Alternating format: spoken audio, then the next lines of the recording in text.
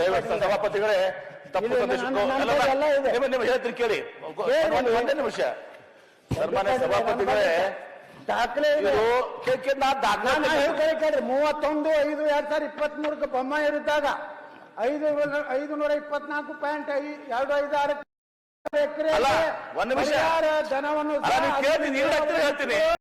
ಮುಖ್ಯಮಂತ್ರಿ ಈ ಸರ್ಕಾರ ಹೇಳ್ತೀನಿ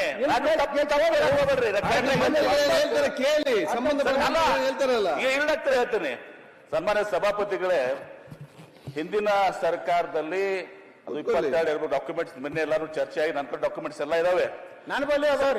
ಕೇಳಿ ಕ್ಯಾಬಿನೆಟ್ ಸಬ್ ಕಮಿಟಿ ಇತ್ತು. ಮುಖ್ಯಮಂತ್ರಿಗಳು ಬಸವರಾಜ ಬೊಮ್ಮಾಯಿ ಅವರು, ಅದರಲ್ಲಿ ಗೋವಿಂದ ಕಾರಜೋಳ ಅವರು, ನಿರಾಣಿ ಅವರು, ಸಿ ಪಾಟೀಲ್ ಇದಾರಲ್ಲ, ಸಿ ಪಾಟೀಲ್ರು ಇದ್ರು. ಅವಾಗ ಈ ನಿರ್ಣಯ ಏನ್ ಮಾಡಿದ್ರು, 2 ಹಂತದಲ್ಲಿ ಮಾಡಬೇಕು ಅಂತೇಳಿ ನಿರ್ಣಯ ಮಾಡಿದ್ದು. ಅಲ್ಲಿ ಕೇಳ್ರಿ, ಇದು ಸತ್ಯ, ಇದು ನಾ ಕೊಡ್ತೀನಿ ನಿಮ್ ಡಾಕ್ಯುಮೆಂಟ್ಸ್ ಮಾಡಿ. ಅದು ಆದೇಶನೂ ಆಯ್ತು. ಅಷ್ಟೇ ಅಲ್ಲ, ಇದನ್ನ ಸಬ್ ಕಮಿಟಿಯಲ್ಲಿ ಮಾಡಿದ್ರೆ ಆದೇಶ ಮಾಡಿ ಪ್ರಧಾನ ಕಾರ್ಯದರ್ಶಿಗೆ ಹೋಯ್ತು. ನೀವೇನ್ ರೆಫರ್ ಮಾಡ್ತಾ ಇದ್ರಾಗ ಆ ಫರ್ದರ್ ಕಮ್ಯುನಿಕೇಶನ್ ಹೋಗಿದೆ ಅಷ್ಟೇ ಹೇಳ್ತಾ ಇದಾರೆ ನೀವು. ಇಲ್ಲಿ ಕೇಳ್ರಿ, 9/2/2024 ಸಭೆ ಆಗ್ತದೆ. ಆ ಸಭೆಯಲ್ಲಿ ಯಾರ್ಯಾರು ಇದ್ದಾರೆ ಅಂತ ಹೇಳ್ತೀನಿ.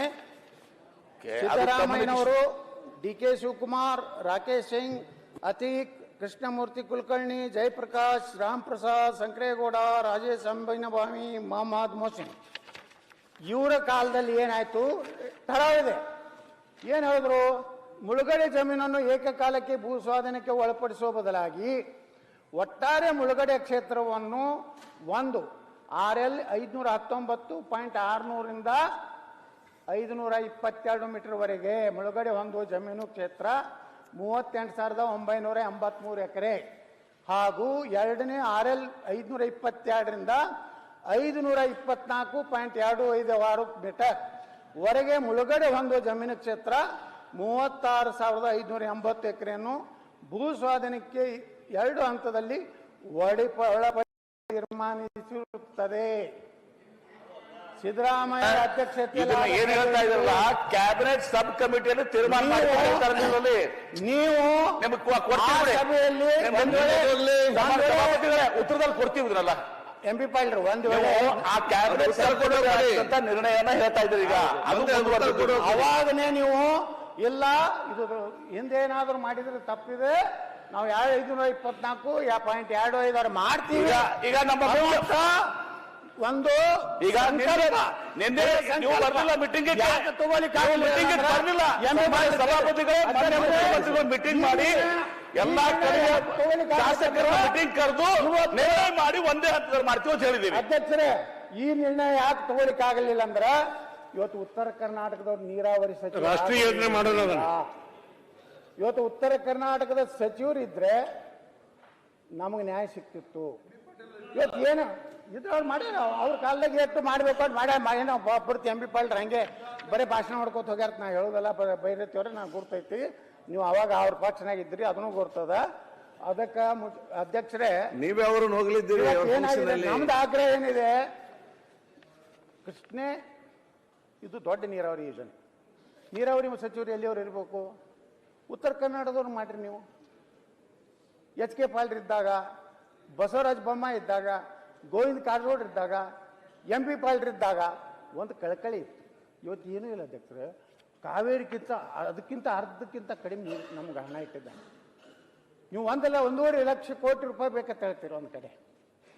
ಇವತ್ತು ರೈತರು ಅಲ್ಲಿ ಅವರು 40 ಲಕ್ಷ ರೂಪಾಯಿ. ಸಭಾಪತಿಗಳ ಮಾನ್ಯ ಮುಖ್ಯಮಂತ್ರಿಗಳು ಮೀಟಿಂಗ್ ಮಾಡಿ 75,000 ಎಕರೆ ಏನಿದೆಯಲ್ಲ ಪ್ರಥಮ ಹಂತದಲ್ಲಿ ಎಲ್ಲಾ ಭೂಮಿಯನ್ನ ಒಂದೇ ಹಂತಕ್ಕೆ ಏನು 522 524 ಹಿಂದೆ ಕ್ಯಾಬಿನೆಟ್ ಸಬ್ ಕಮಿಟಿಯಲ್ಲಿ ಬಸವರಾಜ ಬೊಮ್ಮಾಯಿ ಅವರು, ಗೋವಿಂದ ಕಾರಜೋಳ ಅವರು, ಏನು ನೀರಾವರಿ ಸಚಿವರು ಇದ್ರು, ಸಿ ಪಾಟೀಲ್ ಸದಸ್ಯರಾಗಿದ್ರು ಕಮಿಟಿಯಾಗ, ನಾವು ಮುರುಗೇಶ್ ನಿರಾಣಿ, ಅಲ್ಲಿ ಏನು ನಿರ್ಣಯ ಮಾಡಿ ಅದನ್ನ ಆರ್ಡರ್ಸ್ ಪಾಸ್ ಮಾಡಿದ್ರು.